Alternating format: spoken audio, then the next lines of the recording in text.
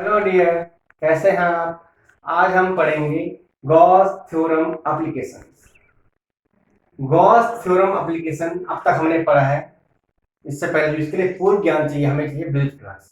Bridge flux मतलब किसी वैद्युत क्षेत्र से गुजरने वाली वैद्युत रेखाओं की संख्या। और इसका जो फॉर्मूला होता है phi E is equal to cross integration E vector dot D A vector is equal to cross integration E D A cos theta.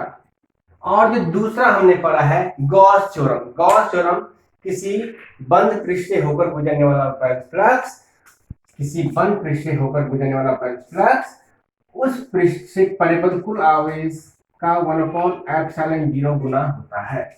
ये दो इक्वेशन आपकी हमें चाहिए गॉस थ्योरम एप्लीकेशन को सिद्ध करने के लिए, गॉस थ्योरम एप्लीकेशन पर आधारित ज्ञान को समझने के लिए।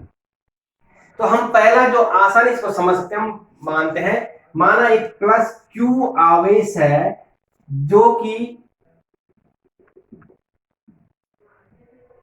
प्लस क्यू आवेश और इससे स्मॉल आर दूरी पर एक बिंदु पी है, एक बिंदु पी है जिस पर हमें वैद्युत क्षेत्र की तीव्रता ज्ञात करनी है।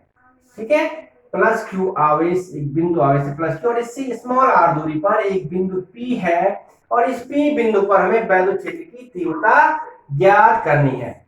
तो इस बिंदु पर वैद्युत क्षेत्र की तीव्रता ज्ञात करने के लिए हम गॉस थ्योरम के एप्लीकेशन के आधार पर अगर हल करेंगे तो हम इस बिंदु P पर एक गॉसियन पृष्ठ खींचेंगे। इस बिंदु P पर एक गॉसियन पृष्ठ खींचेंगे जो कि इस बिंदु से होकर गुजरता है। तो इस बिंदु P पर अगर एक गॉसियन पृष्ठ खींचेंगे तो वो गोलाकार आकृति लेगा। गॉसियन पृष्ठ आपके गोलाकार होते हैं, कैसे होते हैं, आपके सिलिंड्रिकल हो सकते हैं। तो ये गॉसियन जो पृष्ठ होंगे ये आपके यहां पर देखिए बिंदु P पर हमें जो सबसे अच्छा लगा हुआ है स्फीयर है। अब ये आपका जो P बिंदु है यहां पर हमने क्या ज्ञात करना है, वैद्युत क्षेत्र की तीव्रता। तो पहला जो स्टेप, इसको हम 3-4 स्टेप से इसको हम सॉल्व करेंगे। पहला स्टेप है इसके चारों ओर एक गॉसियन पृष्ठ को खींचेंगे। गॉसियन पृष्ठ कैसा होता है, वो क्लोज होता है, बंद सरफेस होता है। कैसा होता है, पहली कंडीशन बंद सरफेस होता है। दूसरा, जो वैद्युत क्षेत्र होगा वो इसके प्रत्येक बिंदु पर समान होना चाहिए, सिमेट्रिक होना चाहिए। तो वैद्युत क्षेत्र सिमेट्रिक कैसा होगा, आप देखेंगे यहां से यहां तक दूरी कितनी आर है और यहां से यहां तक दूरी आर है, यहां से यहां तक दूरी आर है, ये आर दूरी है, आर दूरी। तो प्रत्येक क्योंकि वृत्त गोलाकार है तो प्रत्येक इसकी त्रिज्या समान आर है। तो इस बिंदु P पर वैद्युत क्षेत्र की तीव्रता का फॉर्मूला क्या होता है, E = 1/4πε0 into 1/r²। यहां पर भी रेडियस समान है तो वैद्युत क्षेत्र की तीव्रता समान आएगी, यहां पर भी रेडियस आर है तो वैद्युत क्षेत्र की तीव्रता भी समान है। यानी प्रत्येक बिंदु पर वैद्युत क्षेत्र की तीव्रता क्या हो रही है, समान हो रही है, मतलब E समानुपाती 1/r²। क्लियर। गॉसियन पृष्ठ के लिए पहली कंडीशन मैंने बताई आपको, बंद पृष्ठ होना चाहिए। कैसा पृष्ठ होना चाहिए, बंद पृष्ठ होना चाहिए। दूसरी कंडीशन हम बता रहा हूं कि आपका प्रत्येक बिंदु पर जो ये आपने गॉसियन पृष्ठ खींचा है इसकी सरफेस के प्रत्येक बिंदु पर वैद्युत क्षेत्र का मान समान होना चाहिए। समान आपका आ रहा है क्योंकि डिस्टेंस बिंदु आवेश की डिस्टेंस आर है, प्रत्येक आर डिस्टेंस है तो वैद्युत क्षेत्र की तीव्रता समान है। और तीसरा है जो एरिया वेक्टर है वो भी समान होना चाहिए। एरिया वेक्टर और थीटा और ई के बीच जो एंगल होना वो भी इक्वल होना चाहिए। आप यहाँ पर देखेंगे एरिया वेक्टर, अगर इस पी बिंदु पर एक छोटा सा इस स्फीयर का छोटा सा टुकड़ा ले डी ए, तो इस डी ए की दिशा देखिए, ये आपका छोटा टुकड़ा इसके लंबवत, इसके लंबवत, ये अगर हमारे पास छोटा टुकड़ा तो इसके लंबवत ये आपका एरिया वेक्टर आ गया। तो एरिया वेक्टर और ई की दिशा देखो समान आ रही है तो इसका मतलब इनके बीच का कोण कितना हो गया, थीटा इक्वल टू 0 डिग्री। यहां पर भी देखिए वैद्युत क्षेत्र की दिशा ये है और एरिया वेक्टर ये देखिए, तो दोनों के बीच यहां पर थीटा इक्वल कितना 0 आ गया। तो इसका मतलब थीटा भी क्या है, सिमेट्रिकल है। तो तीन कंडीशन हो गई हमारे पास। पहला आ गया हमारे पास क्लोज सरफेस होना चाहिए, दूसरा आ गया वैद्युत क्षेत्र की तीव्रता प्रत्येक बिंदु पर समान होनी चाहिए और तीसरा थीटा इक्वल होना चाहिए। तो तीन कंडीशन सिमेट्रिक की आ गई है।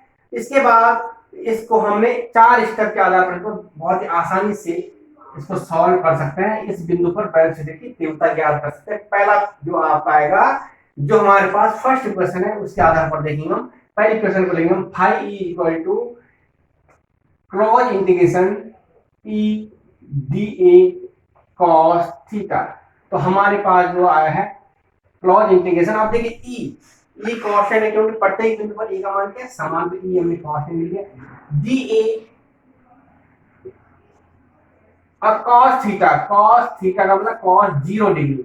अब क्योंकि ई कांस्टेंट ई हमने बाहर ले लिया और क्लोज इंटीग्रेशन डी ए, क्योंकि cos 0 का मान 1 हो गया तो E into close integration D A.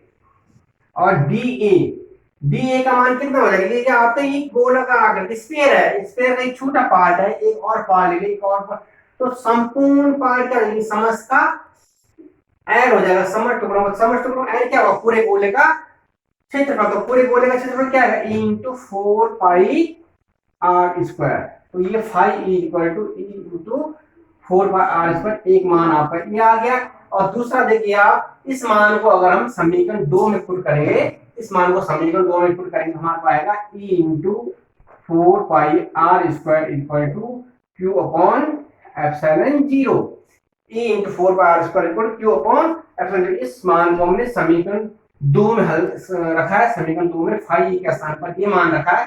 तो E into 4 pi R square equal Q upon epsilon 0, तो ई इक्वल आ जाएगा ये संख्या यहाँ बटे में आ जाएगा E into 4 pi R square into Q upon epsilon 0, या E equal to 1 upon 4 pi epsilon 0 को इसके साथ ला देंगे और क्यू अपॉन आर स्क्वायर। तो ये आपका आ गया प्लस क्यू। वैसे आर दूरी पर कोई बिंदु P है, वहां पर पैरेलल क्षेत्र की तीव्रता E equal to 1 upon 4 pi epsilon 0 into Q upon R square. उम्मीद है आप लोगों को समझ में आ गया होगा, ठीक है। और इसके आगे और मजा आने वाला, जब इसके आधार पर हम अभी और अनुप्रयोग पढ़ेंगे तो वहां पर ये 4 स्टेप के आधार पर ये पूरा जो स्टेप बाय स्टेप आप जो समझेंगे तो बहुत ही आसानी से आप समझेंगे, बहुत ही इंटरेस्टिंग है, आगे जाती है और इंटरेस्टिंग होगा बच्चों, ठीक है। धन्यवाद।